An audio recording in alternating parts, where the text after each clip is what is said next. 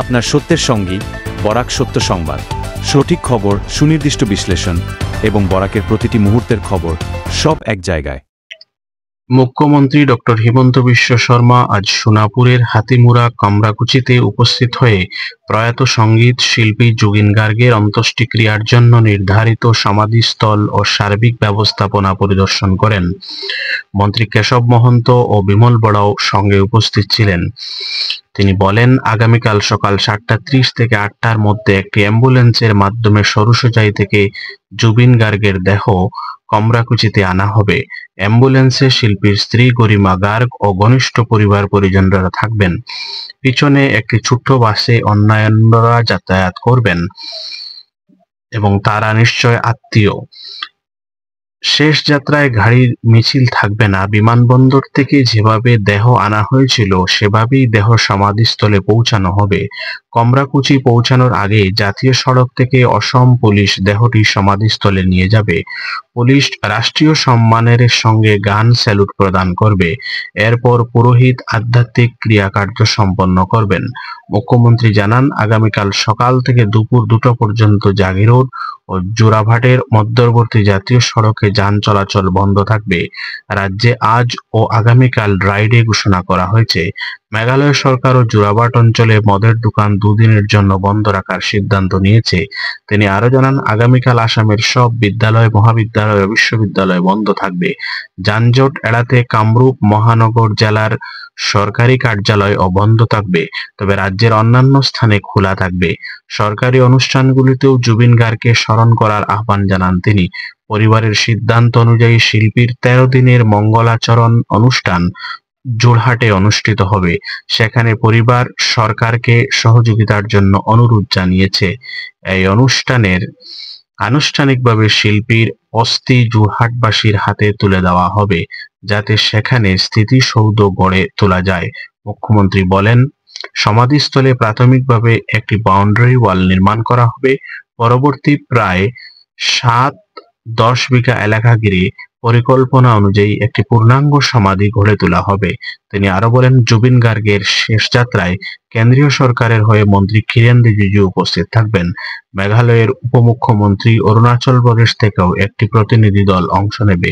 অন্তিম যাত্রায় কোনো বিশৃঙ্খলা এড়াতে সরুসজাই থেকে সোনাপুর পর্যন্ত পুরো প্রক্রিয়া ভিডিওগ্রাফি করা হবে। কোনো গোষ্ঠী ইচ্ছাকৃতভাবে গোলমাল করলে আইনগত ব্যবস্থা নেওয়া হবে বলে মুখ্যমন্ত্রী সতর্কতা দেন। শেষকৃত্যের সরাসরি সম্প্রচারের জন্য গুয়াহাটি সহ অন্যান্য শহরে LED স্ক্রিন বসানোর নির্দেশ দেওয়া হয়েছে।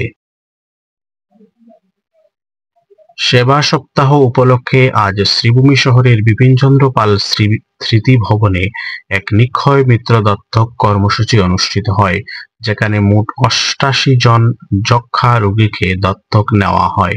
অনুষ্ঠানে জেলা আয়ুক্ত প্রদীপ কুমার দ্বিবেদী, স্বাস্থ্য বিভাগের যুগ্ম সঞ্চালক ডক্টর সুমন নাইডিং, পৌরপতি রবীন্দ্র চন্দ্র দেব, রাজ্যসভার প্রাক্তন সাংসদ মিশন রঞ্জন দাস, বিজেপি জেলা সভাপতি সঞ্জীব বণিক, জেলা TB officer doctor Rowshan Ara Begum, Hanif Mohammad, development অথরিটির প্রাক্তন চেয়ারম্যান সুব্রত সাহা উপস্থিত ছিলেন।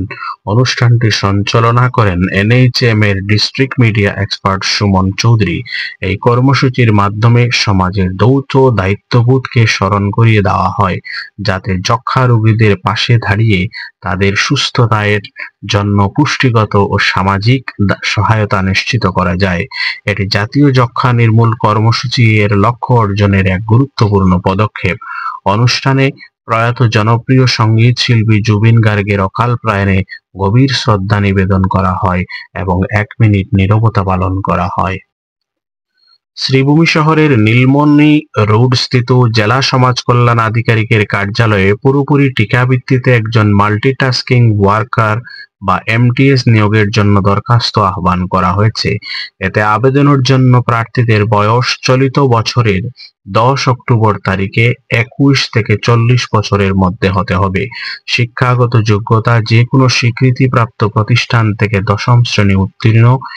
এতে অফিসের কাজে দক্ষ প্রার্থীদের অগ্রাধিকার দেওয়া হবে এবং বেতন হাব মিশন শক্তির নর্মস অনুসারে মাসে 7,200 টাকা, প্রার্থীদের স্ট্যান্ডার্ড ফর্মে শিক্ষাগত যোগ্যতা, বয়সের প্রমাণ ও অন্যান্য প্রয়োজনীয় নথিপত্র সহ দরখাস্ত আগামী 10 অক্টোবরের মধ্যে জেলা সমাজ কল্যাণ আধিকারিকের কার্যালয়ে জমা দিতে হবে। সাক্ষাৎকারে তারিখ পরে জানানো হবে বলে জেলা সমাজ কল্যাণ আধিকারিক এক বিজ্ঞপ্তিতে জানিয়েছেন।